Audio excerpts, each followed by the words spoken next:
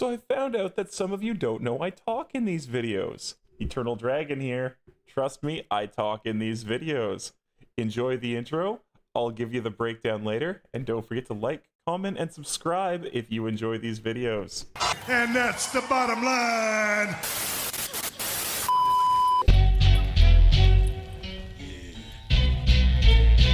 It's the Nomad back again.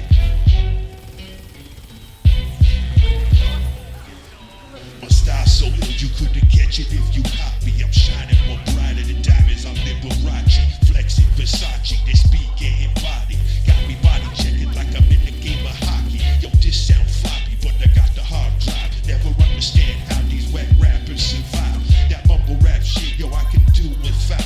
They sound like they toothless, we spit in their mouth. But when I hit the mic, I leave them all in doubt. Watch them reaching up the studio to sit up on the couch. Cause when I'm in the house, oh my god, danger. But I'm still giving thanks cause I'm a friendly stranger. Yo, ranger danger, I will invalidate any sucker MC that steps to my game. And if your issue's right, then it deserves the hate. Don't be stepping to the cipher, you can't hold the weight. I keep my heart close to the words of the Bible. Like mama used to say, for my soul's survival. Pray for your enemies, forgive your rivals. But don't be letting no one ever take your title. Now spin the vinyl, give me my control. Smashing out the boundaries, I'm achieving gold. Behold, I'm a story that's about to unfold. Always stuck in second place, but now I'm dripping gold. The streets always being grimy in the city. Bright lights, hustlers, and ladies looking chicky. She ducking from a picky, getting money for a quickie. And for an extra 50, she be blowing on you dizzy. The conscious battle to separate from sin. You best put up your walls and don't let nobody get. Protect your Welcome back. Eternal Dragon here with an update to one of my favorite builds. We've taken it to the next level. Ice Age Akimbo has become Extinction level Akimbo, friends. So what has changed? What's going on with the build? Let's go over it really quick and I'll show you the breakdown. First of all, our main gun is still the Nightshade. We are using a 140x4 pellet with a magazine of 27. The reason this gun is really important for the build is that you want to get as many pellets and as many shots off as you can during the times that you are shooting. This weapon will do a tremendous amount of damage while shooting with this build, but it will also, because of our ability to crit constantly with being a Stabomancer, constantly also set off Sever the Thread. The reason we want to do this, gun critical hits have the chance to instantly reset all of our spell cooldowns, and it says it has a short cooldown on this skill. 5 seconds is not very long when you're refreshing all of your spells. So you'll find that you can trigger this whenever you need to.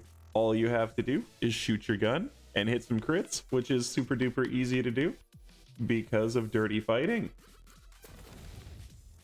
For our melee weapon, we are using a Spell Blade. This is just to bonus off of all the extra spell damage that we're going to be doing, turning that into a bit of extra melee damage.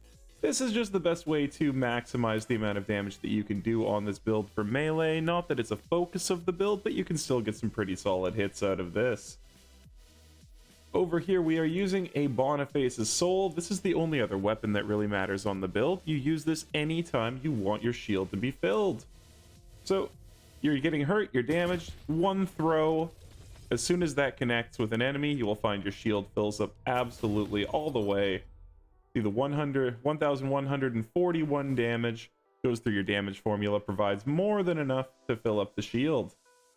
Because this is actually 1-for-1 basically. Like any damage you do with this on the throw turns right into shield for you. So it's a very overlooked weapon. I think it's absolutely fantastic. I use it a lot myself.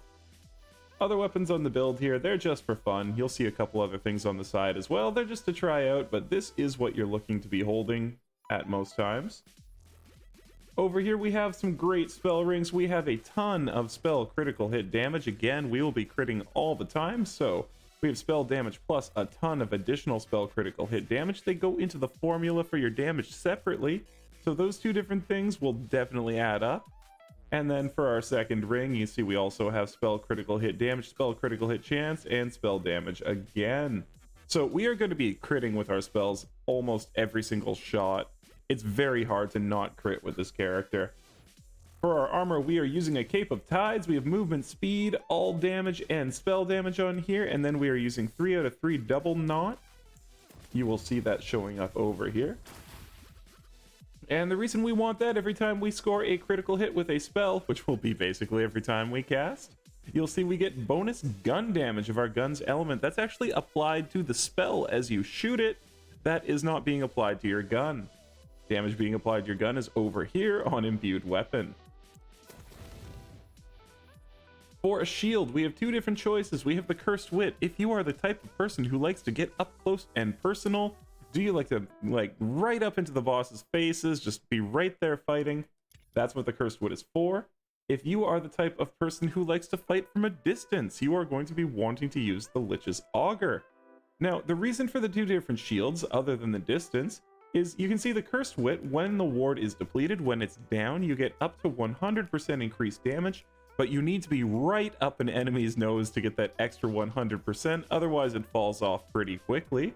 Whereas with the Lich's Auger, on ward break, you reduce your spell cooldown by 25% and increase your spell damage and spell critical hit chance by 25% for 8 seconds, effect resetting on ward fill. Now that means you can trigger it again. That does not mean the shield turns off.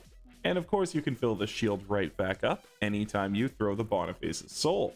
So it's really up to you, your playstyle, what you want to do here, whether or not you want to be fighting from a distance here with the Lich's Auger, or getting up close and personal with the Cursed Wit.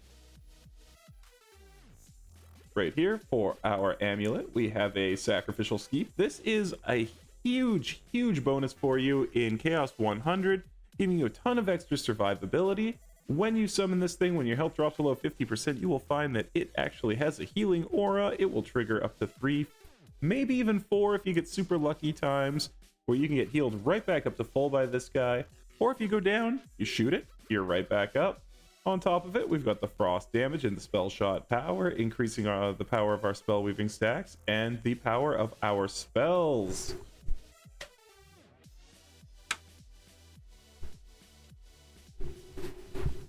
For our spells, we are focusing on ice spikes. Our bossing ones are triple ice spikes, and for mobbing, we have trickster's ice spikes.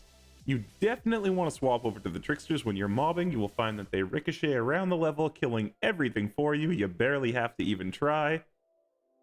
It is worth it to still continue to try, but you don't have to try that hard.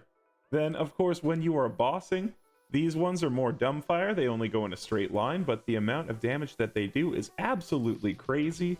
It'll just blow your mind. We are talking 10, 20, 30 million damage, no problem, super easy. And you can even break 50 million or more when you get really close to an enemy. So the enchants working together, we are increasing our elemental damage by 20% on spellcast. That is, of course, increasing the power of our frost. And then we're increasing the frost damage again by 30% over here. Now, when our shield breaks, we are gaining 200% additional critical chance for 5 seconds. Like I said, you can basically crit all the time with this build, no matter what. But if you don't like that, you can of course swap over to something like this. On spellcast, increase your damage dealt. But with where I have the enchantments over here on the spells, you'll see we already have that enchantment here. So you don't really need to worry about that when you're running the ice spikes. I do have it as well right there on the tricksters. And then because we are shooting our gun lots and lots, we actually have a boost to our gun damage here on spellcast as well. All of our enchantments being triggered by on ward break or on spellcast, so that they are easy to use. We do not have to worry about any action skill start stuff.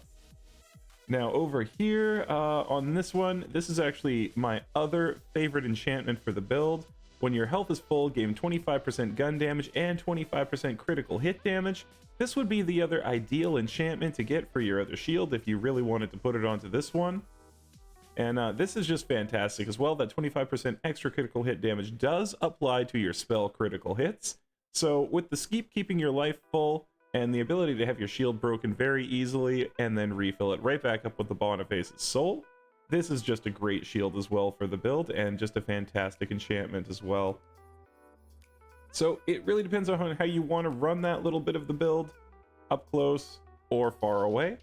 But you will just do crazy amounts of damage. Going over to the skills, we are making sure that we run ambidextrous so that we can fire our spells as many times as possible. Left, right, left, right. Akimbo, meaning using both hands. Over here, Arsenal, we've only taken this to get the spell damage. And then over here, moving as quick as possible with haste, because I like to run around really fast, and moving does actually increase the damage on this build, because we have Swift Death. Now, Swift Death is not the best place to get your damage from. Overall, I do understand that, but for what we are doing, it is absolutely fantastic. And of course, with Exploit Their Weakness, just increasing the amount of damage that you can do simply by putting the Frost status effect on people when you shoot them. A couple extra points over here into Nimble Fingers, just so if you do any melee damage to people, you can increase your spell damage again. Then over here, a huge amount of spell critical hit chance, 6 out of 5 there, some of that coming off the armor.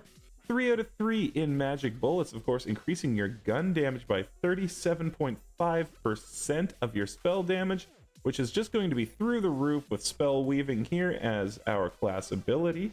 And the fact that we've taken high thread count to increase the amount of spell weaving stacks that we can get, which pushes the damage for this even further. Now reloading a little bit faster here with Prestidigitation, 2 out of 5. And then just warming up 2 out of 5 for a little bit of extra fire rate. Now we don't actually need Font of Mana at all, but we do have it here just in case you feel like using some From the Shadows or something. If you want to change up the build a little bit, you got a couple points here. They could have gone anywhere else. I put them here. Nothing in mage armor. We do not want our shield coming back on its own, but we do want to take glass cannon so that your shield stays down and your spell damage is increased by 30%. 5 out of 5 in imbued weapons so that it is worth it to shoot your gun. We talked about high thread count.